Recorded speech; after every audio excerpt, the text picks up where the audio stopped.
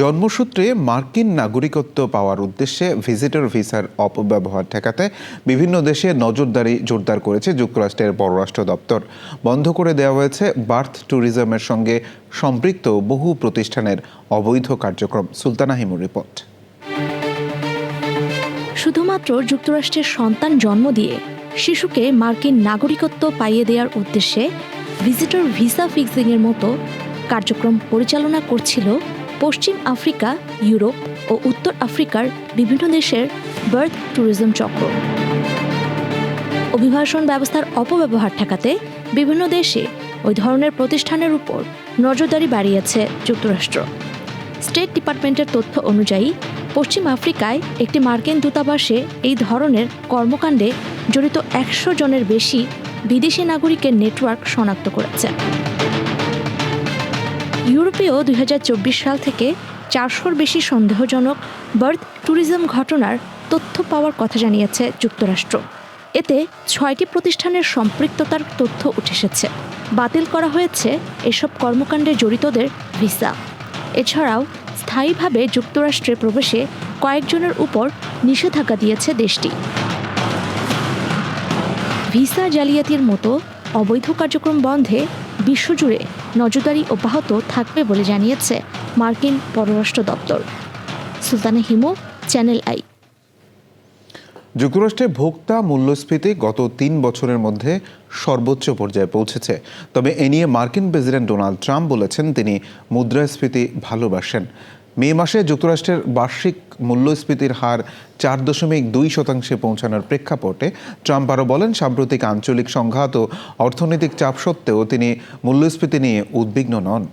বিশ্লেষকদের মতে মূল্যস্ফীতি বেশি থাকলে যুক্তরাষ্ট্রের কেন্দ্রীয় ব্যাংক ফেডারেল রিজার্ভ সুদের হার কমানোর সিদ্ধান্ত নিতে দেরি করতে পারে। যুক্তরাষ্ট্রে 2028 সালের প্রেসিডেন্ট নির্বাচনে সম্ভাব্য প্রার্থীদের তালিকায় গুরুত্বপূর্ণ অবস্থানে রয়েছেন সাবেক ভাইস প্রেসিডেন্ট কামলা হ্যারিস। এমনটাই মনে করছেন তার সমর্থক, দাতা ও রাজনৈতিক সহযোগীর একাংশ। মার্কিন সংবাদ মাধ্যম এবিসি নিউজের সঙ্গে আলাপচারিতায় হ্যারিসের সাবেক দাতা, তহবিল সংগ্রাহক, নির্বাচনী প্রচারণা কর্মী এবং বর্তমান উপদেষ্টা সহ 15 জনের বেশি ব্যক্তির মতামতে এটি উঠে এসেছে। তারা বলছেন, ডেমোক্রেটিক পার্টির সফলতার জন্য ভোটারদের সামনে নতুন নেতৃত্ব আনা প্রয়োজন। কামলা হ্যারিসের ঘনিষ্ঠ এক সূত্রের দাবি, সম্ভাব্য রাজনৈতিক বিকল্প নিয়ে ভাবছেন কামলা। তবে প্রেসিডেন্ট নির্বাচনে কমলা হ্যারিসের অংশগ্রহণ নিয়ে আনুষ্ঠানিক আলোচনা শুরু হয়নি।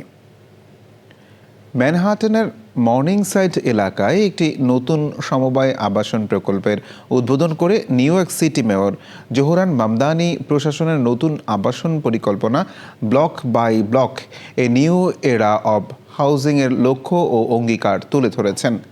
ফিতা কেটে আনুষ্ঠানিকভাবে উদ্বোধন করা হয়েছে এএনসিপি মর্নিং সাইড প্রকল্প। দীর্ঘদিন ধরে অবহেলিত 3টি ভবনকে সংস্কার করে এখানে গড়ে তোলা হয়েছে 36টি স্থায়ীভাবে সাশ্রয়ী মূল্যের সমবায় আবাসন ইউনিট এবং নিচতলায় 2টি বাণিজ্যিক স্থান। নগরের প্রশাসনের আশা, এই নতুন উদ্যোগগুলো নিউ ইয়র্কের শ্রমজীবী পরিবারগুলোর জন্য স্থায়ী আবাসন ও গৃহ মালিকানার সুযোগ আরও বিস্তৃত করবে। This corner is evidence that when city government is willing to step in and lead boldly, New Yorkers can expect meaningful change and decent, dignified homes.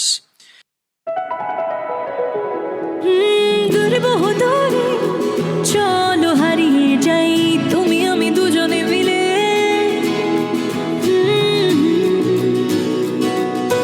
মিষ্টি মিষ্টি আদরে ভালোবাসার চাদরে হারিয়ে যাই দূরে বহুদূরে। লালা এভাবেই হারিয়ে গিয়ে ফিরে আসার গল্পগুলো বুনি শাহজালাল ফুড প্রোডাক্টসের বিস্কুট এবং ড্রাই ফ্রুটের সাথেই। শাহজালাল, ঐতিহ্যের অনন্য স্বাদ, বিশ্বময়। নিউ জার্সির আটলান্টিক সিটিতে শিক্ষার প্রসার এবং স্থানীয় শিক্ষার্থীদের উচ্চশিক্ষার সুযোগ বাড়াতে সিটি মেয়রের শিক্ষাবৃত্তি কর্মসূচি অব্যাহত রয়েছে। এক সংবাদ সম্মেলনে সিটি মেয়র মার্টি স্মল সিনিয়র স্কলারশিপের অর্থের পরিমাণ এবং আবেদন প্রক্রিয়ার বিস্তারিত প্রকাশ করেন। এবছর মোট 52টি স্কলারশিপ প্রদান করা হবে। বৃত্তির মূল্য সর্বোচ্চ $10,000 পর্যন্ত হতে পারে। আবেদনকারীদের অবশ্যই আটলান্টিক সিটির বাসিন্দা হতে হবে এবং 2026 সালের গ্র্যাজুয়েটিং ক্লাবের সদস্য অথবা সম্প্রতি মাস্টার্স কিংবা ডক্টরাল প্রোগ্রামে ভর্তি হওয়া শিক্ষার্থী হতে হবে। পূর্ববর্তী স্কলারশিপ প্রাপ্তরা এই বছরের জন্য আবেদন করতে পারবে না। বৃত্তির অর্থ সরাসরি সংশ্লিষ্ট শিক্ষা প্রতিষ্ঠানে প্রদান করা হবে। I'm extremely happy. And in the past, we also broke up the money. We sent $5,000 for the fall semester.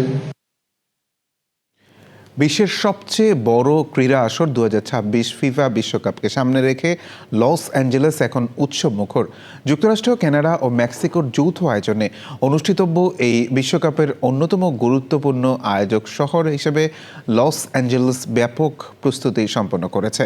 Los Angeles স্টেডিয়ামে 8টি ম্যাচ অনুষ্ঠিত হবে, যার মধ্যে রয়েছে যুক্তরাষ্ট্র জাতীয় দলের উদ্বোধনী ম্যাচ এবং একটি quarter final.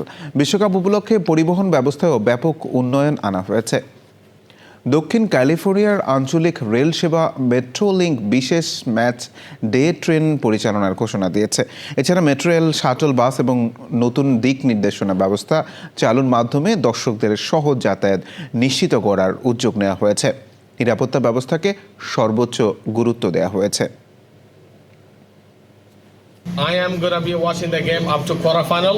That's the plan. Let's everybody enjoy it and have fun. এখানে বিভিন্ন কমিউনিটি, বিভিন্ন অর্গানাইজেশন ওয়ার্ল্ড কাপ খেলা দেখার জন্য তারা বিভিন্নভাবে প্রস্তুতি নিচ্ছে। এবারের বিশ্বকাপে ভলেন্টিয়ার হাতে বিশ্বজুড়ে আবেদন পড়ে 11 লাখের বেশি। নানাভাবে বাছাই শেষে 65,000-এর মতো স্বেচ্ছাসেবী নির্বাচিত হয়েছেন। বিশ্বকাপের 16টি শহরের অতিথি সেবা করছেন তারা। স্বেচ্ছাসেবীদের মাঝে খুব কম সংখ্যা রয়েছেন বাংলাদেশিরা।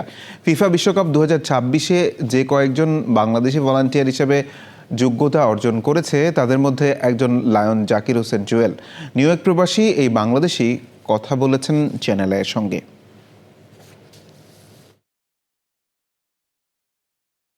নিজের জীবনটাই আমার জীবন না, আমার পরিবেশ পরিস্থিতি এবং সবাইকে নিয়েই তো আমার কমিউনিটি, তাই না?